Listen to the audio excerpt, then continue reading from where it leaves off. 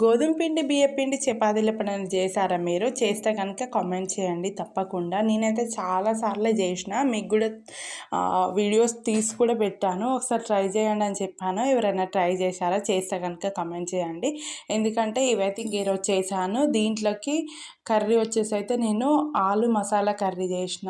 చాలా బాగుంది గ్రేవీ. దీంట్లోకి అయితే జీడిపప్పు, కొబ్బరి పొడి అంటే పచ్చి కొబ్బరి కాదు, ఎండు కొబ్బరి, వీటినైతే మిక్సీ పట్టి మళ్ళీ దీంట్లో ధనియాలు కూడా కొన్ని వేసి మిక్సీ పట్టేసి అయితే వేసిన.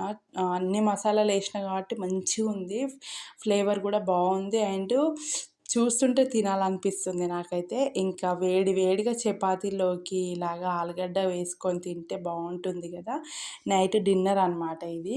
ఇంకా నైట్ డిన్నర్లోకి ఇలా చేశాను.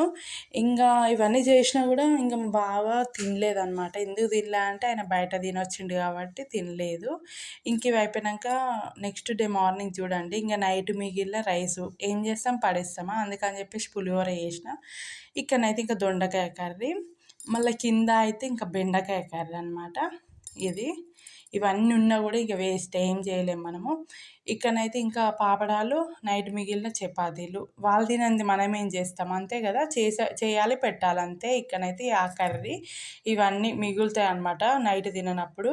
ఇక్కడ వచ్చేసి అయితే ఇంకా పాప స్కూల్కి వెళ్తుంది కాబట్టి మార్నింగ్ రైస్ పెడతా అవి అనమాట. ఇది మా